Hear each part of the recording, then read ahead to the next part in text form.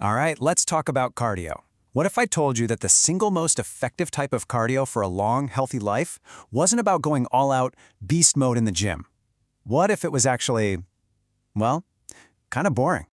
Yeah, I know. It sounds a little crazy, right? Especially since we're constantly bombarded with images of people just drenched in sweat, pushing themselves to the absolute limit. But the real science of building a rock-solid metabolism, well, it points in a totally different and much slower direction. Okay, so let's get into the science of this because it's fascinating. To really understand why this works, we need to zoom way in. I mean, on a microscopic level, and talk about the little power plants inside your cells. These things are at the very heart of it all, your mitochondria. See, it all comes down to how your body actually creates and uses energy. And the real secret to unlocking amazing metabolic health is training those little mitochondrial engines to be incredibly efficient. You got to think of it like tuning a high-performance engine. So check this out. Our bodies have two main fuel systems. When we're in zone 2, at a low intensity, our mitochondria are just happily burning fat with oxygen. It's a super clean, really sustainable fuel source. But the moment we ramp up the intensity, our body screams for energy, like right now. So it switches over to burning carbs or glucose. Now that's way faster, but it also creates a byproduct called lactate. Zone 2 is that perfect sweet spot where we're burning the most fat possible without flooding our system with lactate. And this is where the magic happens. When you train in that sweet spot, you trigger something called mitochondrial biogenesis. That's a fancy term, but what it means is your body literally goes, oh, okay, and it starts building more of these cellular power plants, and it makes the ones you already have bigger and more powerful. This is the absolute key to becoming what they call metabolically flexible. So why does any of this matter to you? Well, this isn't just for, elite marathon runners. Having a ton of healthy mitochondria is one of your main lines of defense against the biggest metabolic diseases out there today. Being a really efficient fat burner on a cellular level is a true sign of health and longevity. But here's the thing, and this is the big problem. Most of us, with the best of intentions, are totally missing out on all these benefits. And it's because of one very common mistake. This mistake is so common it actually has a name. It's called Zone 3, or what a lot of coaches call no man's land. You know this feeling. It's that pace where you're working pretty hard, you're breathing heavy, and you feel like you're getting a great workout. It's where most people spend their easy cardio days. And this right here perfectly explains the trap. In Zone 3, you're going too fast to get those maximum fat-burning, mitochondria-building benefits of Zone 2. But you're not going nearly hard enough to get the benefits of a real high-intensity workout like boosting your VO2 max. So you're basically just getting tired without getting the best bang for your buck from either type of training. It's the worst of both worlds.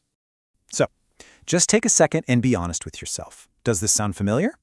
If your so-called moderate cardio day leaves you feeling totally wiped out for the rest of the day, or your legs feel heavy for days after, that's a huge sign that you were pushing just a little too hard and hanging out in that unproductive no man's land. Okay, so how in the world do you find this magical Zone 2 without, going to some fancy sports science lab? Well, the good news is it's actually really simple. Let's build a little toolkit you can use literally on your next workout. You basically have 3 easy ways to do this. Number 1, and honestly the most reliable for just about everyone, is the talk test. You can also think of it on a scale of 1 to 10 of how hard it feels, your rate of perceived exertion. It should feel like a 3 or a 4, super sustainable. And of course, if you have a heart rate monitor, you can aim for about 60 to 70% of your max heart rate.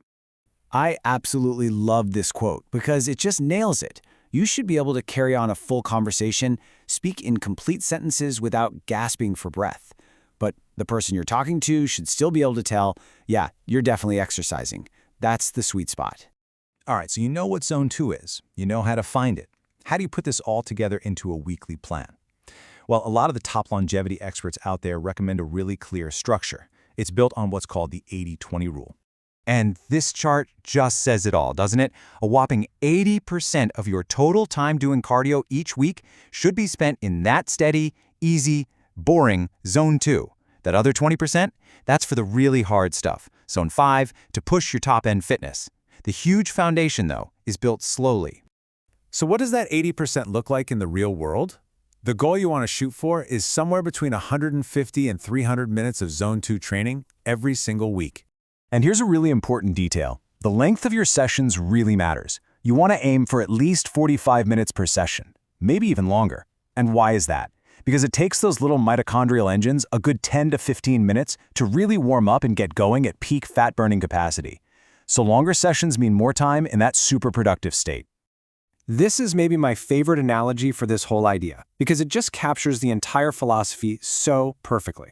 And that's exactly what Zone 2 training is. It's you building your foundation. It's turning your canoe into a battleship.